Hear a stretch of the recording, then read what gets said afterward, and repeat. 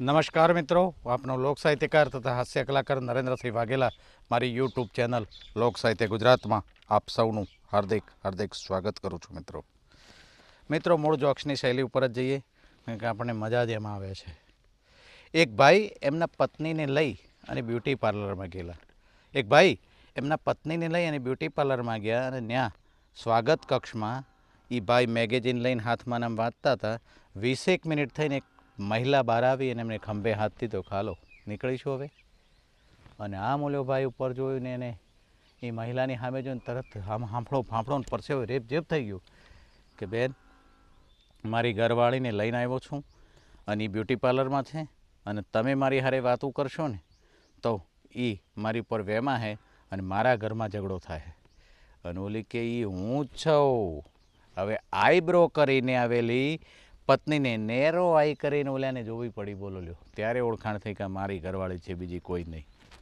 એક કાઠિયાવાડી ભાભા ને બીમાર થયા એટલે દાખલ કર્યા અને નર્સ બોટલ ચડાવવા માટે લઈને આવી એટલે દાદાએ પૂછ્યું કે આ શેની બોટલ છે?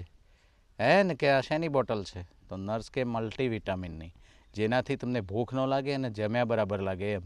તો કે કાંઈ વાંધો નહીં, આ બોટલ પતી જાય એટલે એક છાશનો બાટલો ચડાવી જાજો, કારણ કે મને જમ્યા પછી છાશ પીવાની આદત છે. છગન છોકરી જોવા ગયો. એ છોકરી સામે બેઠી હતી, એના બાપા બેઠા હતા. પછી એના બાપાએ પૂછ્યું કે તમે કામ ધંધો શું કરો છો? અને આ છગન એટલું બોલ્યો, કોટન કલેક્શન. અને છોકરી વચમાં બોલે, જા જા, મારી બેનપણીએ તને દરરોજ જુએ છે અને એ કહેતી હતી કે દરરોજ એ દાડીએ જાય છે કપાસ વીણવા. સવારના જાતા જોઉં છું ને વળતા હાંજના પાછો આવતો હું જોઉં છું. એટલે એના બાપા કહે પણ તો પછી આ કોટન કલેક્શન કેમ કહે છે? અને છગન એટલું બોલ્યો કે ભર્યું લાગે અને હું ઇંગ્લિશ ભણ્યો છું એવું આપણને જાણ થાય એના માટે. એક ભાઈની પત્ની મરી ગઈ. એટલે ભાઈ બહુ આક્રંદ કરવા માંડ્યો, બહુ રડવા માંડ્યો. અરે રે રે રે, તારા વગર મને એક પલભર પણ નહીં ફાવે. તું મને મૂકીને આમ અચાનક ખાલી ગઈ. આ અમદાવાદની માલિકો હું એકલો કેમ રહીશ? મારાથી જીવાશે નહીં, હું તારી હારે આવીશ. આ શબ્દો બે બેનપણીઓ દૂર ઊભી સાંભળી ગઈ. એમાં એક બેનપણીએ બીજી બેનપણીને કીધું, કેટલો પ્રેમાળ પતિ છે આ, કે કેટલો પ્રેમાળ પતિ છે. ખરેખર મને આનું સરનામું મળી જાય ને તો હવે સીટ ખાલી થઈ ગઈ છે, હું આની હારે જ લવ મેરેજ કરી લઉં. અને ત્યાં ઓલે ફરીવાર પોક મૂકી અને ફરીવાર રડવા માંડ્યો. અરે રે રે રે, તું મને એકલો અટુલો મૂકીને આમ હાલી ગઈ, મને અહીંયા ફાવતું નથી. અરે રે, મને એ બ્લોક ફ્લેટ નંબર 104 રાજવી સોસાયટી CTM અમદાવાદમાં કેમ કરીને ફાવશે?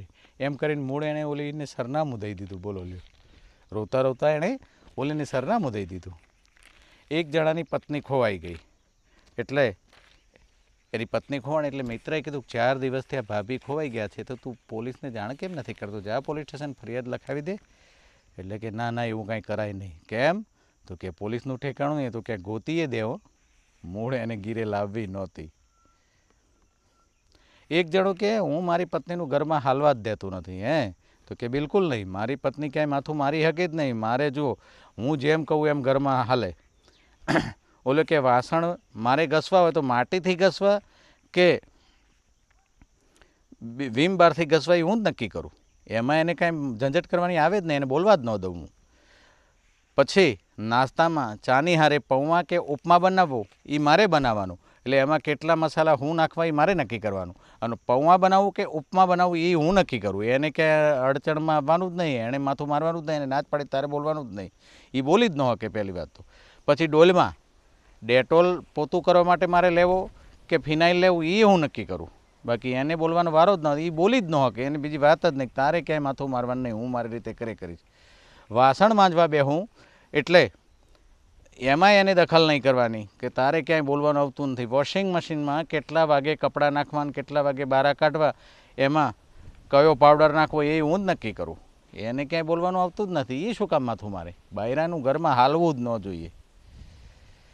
21 રૂપિયામાં ભવિષ્ય બતાવવાળા રેલવે સ્ટેશનની બારીએ જઈ અને પૂછે છે કે વેરાવળવાળી કેટલા વાગે આવશે? હવે એને તો 21 રૂપિયા દેવાના થતા નથી, તો મફતમાં જાણી લે ને ઘીરે બેઠા બેઠા કેટલા વાગે આવશે. એ ન જાણી શકે. કદાચ તમારી પત્ની તમારું કહેવું નથી માનતી, કદાચ ન કરે નારાયણ ને કરે સત્યનારાયણ, તમારી પત્ની તમારું કહેવું માનતી જ નથી. કદાચ તમારી પત્ની તમારું કહેવું નથી માનતી, આમ શાંતિથી શું સાંભળી રહ્યા છો, કોઈને નથી માનતી. એક ભાઈ એના મિત્રને કહે કે મારી ઘરવાળી હારે મારે જમવા બાબતે દરરોજ ઝઘડા થાય છે યાર, દરરોજ માથાકૂટ થાય છે.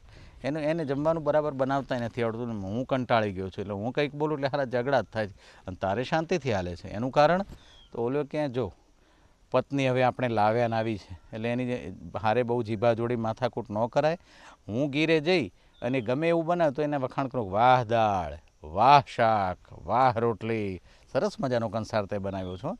આમ કરું એટલે રાજી બહુ થાય ને પછી મારી યારે ખુશ ખુશ થઈને વાતું કરે. ઝઘડો ક્યારેય અમારે નથી થતો. તો ઓલાને કે તું આવું કર, તો કે હા આજે આ ખતરો કરવો જોઈએ.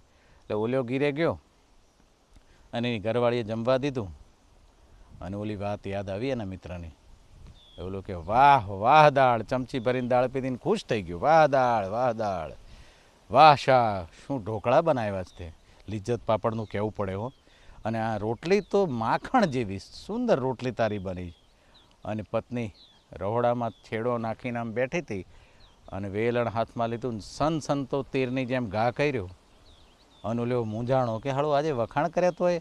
અને એની પત્ની એટલું બોલી કે આજે મારી તબિયત નહોતી હારી, આજે મારી તબિયત નહોતી હારી. બાજુવાળી રમીલા આવીને રાંધી ગઈ એટલે વાહ દાળ, વાહ શાક, વાહ રોટલી માખણ જેવી, આ બધું આજે જ ઉકલે છે એમ.